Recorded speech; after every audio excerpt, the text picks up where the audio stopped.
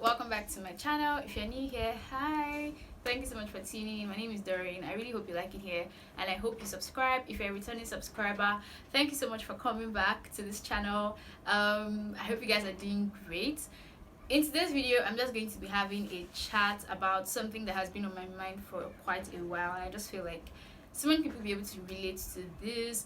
It's going to be a story time plus a little bit of encouragement here and there. Just let's just get right into the video, okay? So just giving you guys a bit of context and a backstory. 2020 was a year that was full of a lot of refining and pruning, and I don't know how to explain it. It wasn't a glamorous year. It wasn't a year where I had wins back to back to back, where I was flexing, enjoying. And I'm sure this is how it was for a lot of people. But for me, especially spiritually, 2020 was a year where God was really dealing with me about a lot of things.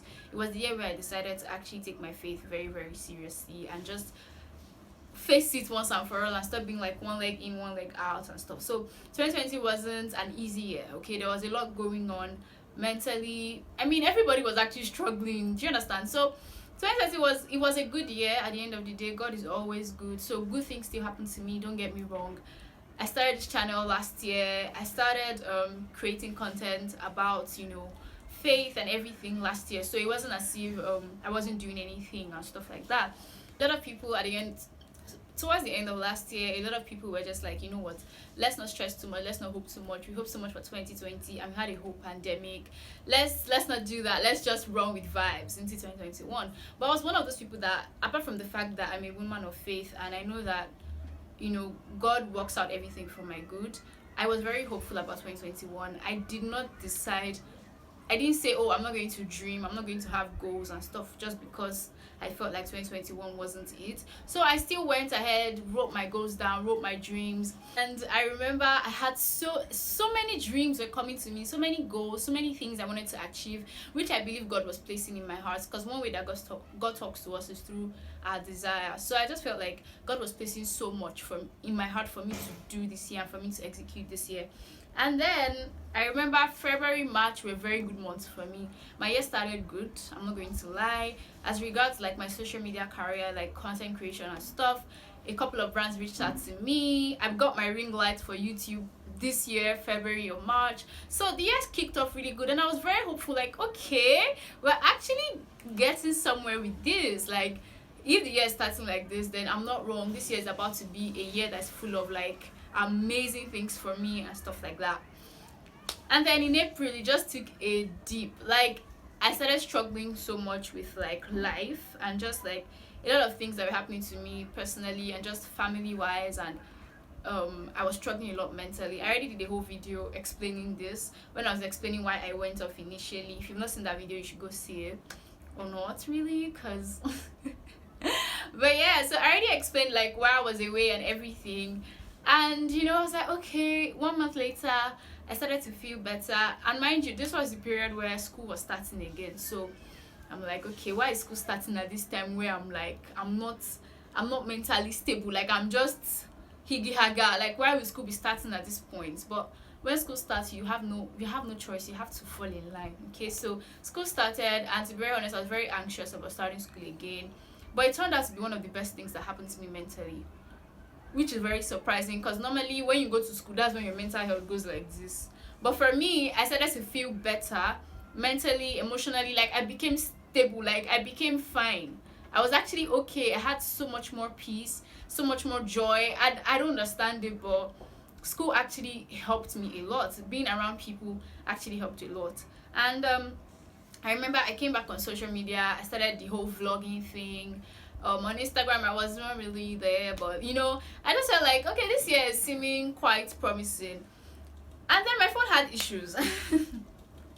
And then I went off Instagram again, and I think I even went off YouTube because I was just tired, and I had exams at the time. So I was just like, what, let me just face my exams. After my exams, I'll deal with this. And exams passed.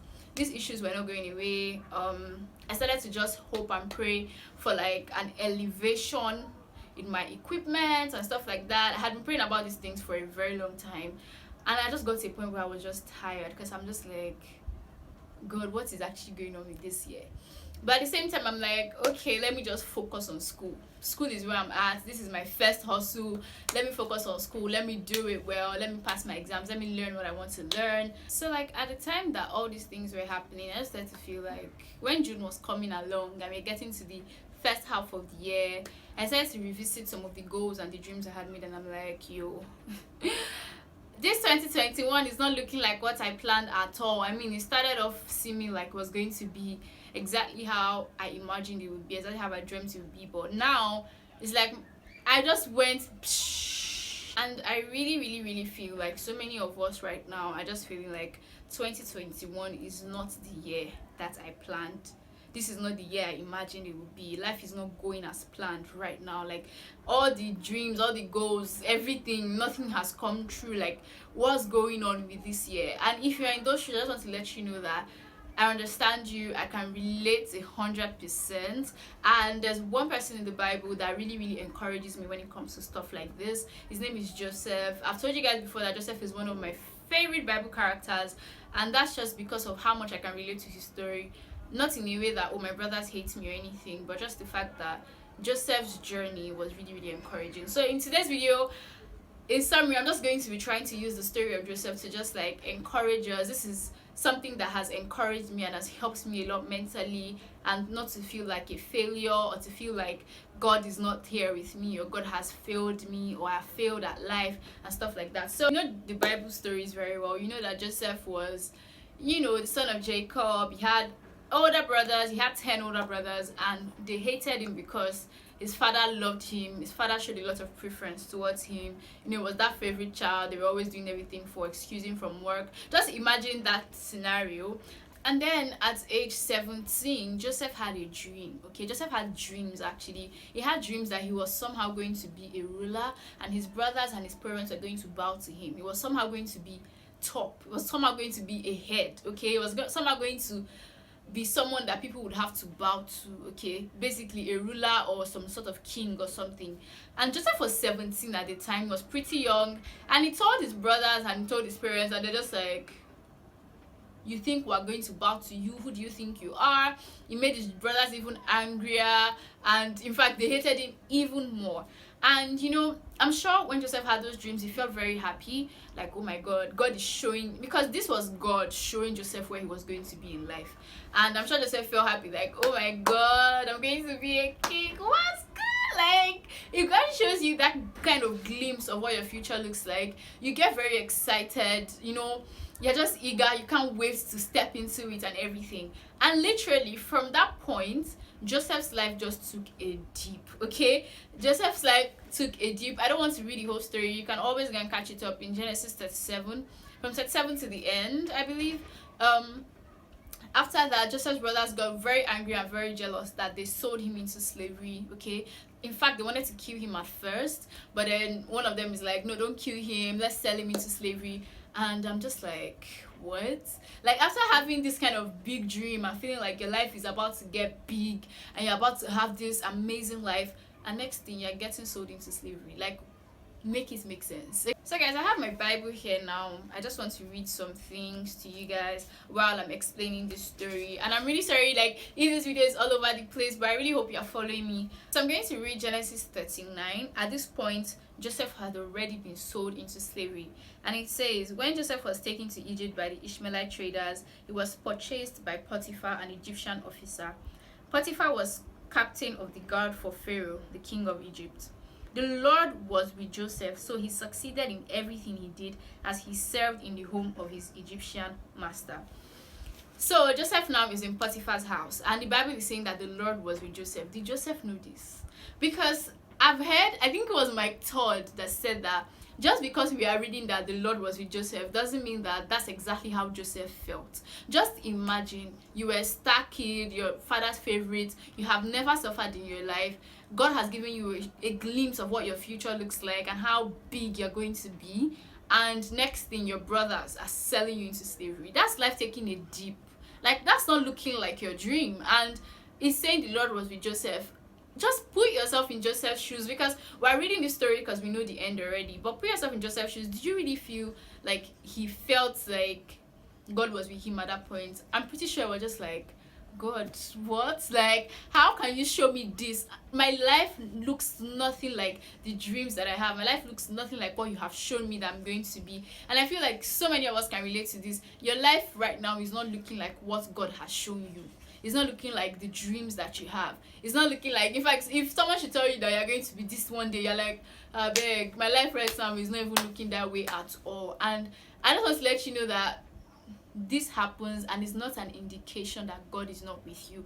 Don't ever let the devil make you think that God has left you, because the Bible says here that the Lord was with Joseph, so he succeeded in everything. So even in that valley, even in that uncertainty, this is something I tell myself, like, during, even when your life doesn't look like it, even when it looks like God is silent, God is not there with you, he's actually there. Okay, like, God is always there with you. He is with you in this valley. Like, yes, you can't see the signs, you can't see the glam, the wins, you're not winning so much. It's looking like, if anything, you're even being delayed, like everybody's moving ahead and you're just stuck. But God is with you. Please, that's the first point I'm going to make. God is with you. He hasn't left you. He is with you in that valley, in that pit, in that darkness, in that place that looks like, what is going on with my life? God is actually with you. Okay? And then the next thing I'm just going to talk about is how Joseph submitted to the season he was in. So I'm pretty sure that in the beginning it was very hard for him. Okay, now he's in Potiphar's house, and because the Lord was with him, he was succeeding. Potiphar loved him the most, and he was now like the head of all the servants there. He was the chief servant. He was the one, when Potiphar is not around, is the one that monitors everything. In fact, Potiphar does not have to worry once Joseph is around, because Joseph was that diligent. And that's what I want to say. Even when your life right now isn't looking like what God has promised you, isn't looking like your dreams, submit to the season you are in. Be faithful in that season. Right now, maybe you know that you're about to be a CEO one day. God has shown you that one day you're going to run 5 businesses, you're going to be global.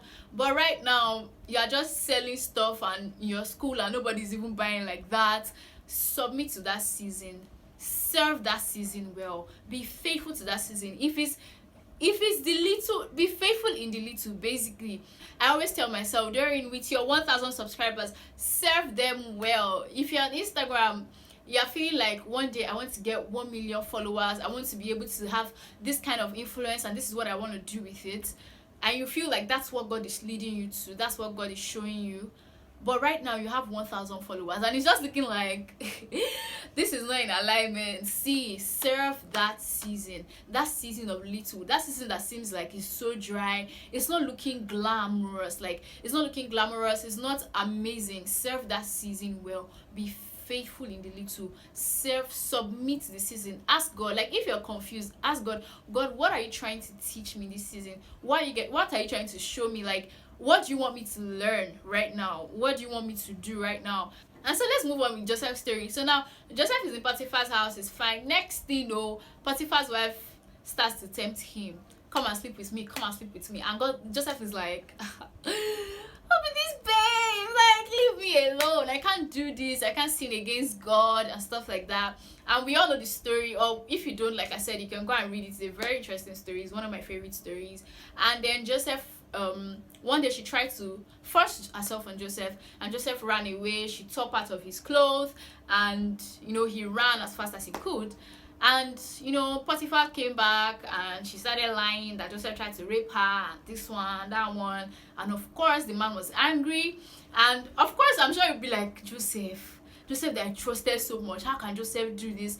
But he had to put Joseph in prison, and Joseph now went to prison. Now imagine, first of all, Joseph did not do anything. His brother sold him into slavery. Now he was not serving him as a slave. I'm sure he now felt, when you get to a point in life where you just feel like, finally, no more wahala, let me just be managing this one. And then it's like you move from frying pan to fire. Like, you've gone from here to here. That's exactly how Joseph's life was going. So now he was serving as a slave. I'm sure he felt a little bit relaxed, and now something else had happened. Now he's in prison. And I'm just like, for no reason. If Joseph had done something, I feel like he wouldn't have been so pained, but he did not do anything, and now he's in prison. And at this point in time, he used to just say, God, I beg, what are you even doing? Like, how can you show me this? Now move from frying pan to fire, moving from wahala to wahala. My life is just a series of wahala upon wahala. I don't know if you felt like that before. Like your life is just, you're just moving from problem to even worse problems to even worse problems. Like, I know how it can feel, to be honest. And I want to read something else to us. So when Joseph was in prison, it says that Potiphar was furious. This is verse 19, Genesis 39, verse 19. Potiphar was furious when he heard his wife's story about how Joseph had treated her. So he took Joseph and threw him into the prison where the king's prisoners were held, and there he remained. But the Lord was with Joseph in the prison and showed him his faithful love. And the Lord made Joseph a favorite with the prison warden. Yo. The Lord was with Joseph still. And I'm sure that at this point, I don't know, but if I was Joseph, I would not feel like the Lord is with me. I would just feel like, God, who did I offend? Okay, like, where's my life being like this? But it says that the Lord was with Joseph, and the Lord showed Joseph favor, and he made Joseph the prison warden's favorite, to the point that that one also put Joseph in charge of the other prisoners. So can you see that even the fact that Joseph was moving from frying pan to fire, there were still hints of God's favor in his life. Like, God was always doing something. Potiphar's house, Potiphar loved him so much. It was God that made that possible. God gave Joseph so much favor that all the people he was meeting fell in love with him. He was diligent. They put him in charge. Okay, in the prison now, he has come here. God has given him favor again in a place that doesn't look like God is even there, like God had left him. God was there, and God was showing him favor even in the little things. Okay, so I just want you to look at your life right now. Even though it's not seeming like what you thought it would be, even though 2021 isn't seeming like what it would be, I want you to make a list. There are certain things that God has done. There are certain hints of his favor in your life. There are certain ways that God has come through. They've been very subtle, like small, easy to miss, and you just be like, oh God, you're not even doing anything in my life. Trust me, God is doing something. He is always working. So I want you to think, reflect, what are those little things, those subtle hints that God is leaving, that okay, even in this place I'm with you, even in this failure I'm with you there, even here I'm with you. Like, God is just showing you little things that I'm still here with you. And the thing is, it's very easy to miss all these things. You might just think it's just coincidence, it's just life, you know. You move into a place and people are just liking you. God's favor. Okay, you go to school, your lecturers just love you, you are doing exams after exams, you have so much favor with your lecturers, your patients, if you're medical students. Like, it is God. That's God giving you little hints that in this place that looks like your life isn't going as planned, I am still here with you. Pharaoh threw his cupbearer and his chief baker into prison, and you know, they were there with Joseph, and one day they had two dreams, and they were very confused about the dream, and Joseph interpreted their dream. I'm trying to summarize the story as much as I can, and you know, it just hit me when I was reading this thing one time that God had given Joseph a gift of interpreting dreams, but Joseph had to use it even in that prison, that he felt like, yo, what's happening in this place? God, what are you doing in my life? But at the end of the day, it was the same gift that he used in prison when nobody was watching, when there was no prize, when there was no applause and everything. That's the same thing he did in the palace. And then Pharaoh made him second in command in Egypt. Like, besides Pharaoh, Joseph was the head of all Egypt. And I want to read Genesis chapter 41 verse 46, and it says, he was 30 years old when he began serving in the court of Pharaoh, the king of Egypt. And when Joseph left Pharaoh's presence, he inspected the entire land of Egypt. Basically, Joseph had these dreams. God showed Joseph what his life was going to look like when he was 17. In Genesis 37. In Genesis 41, it's telling us that Joseph was 30.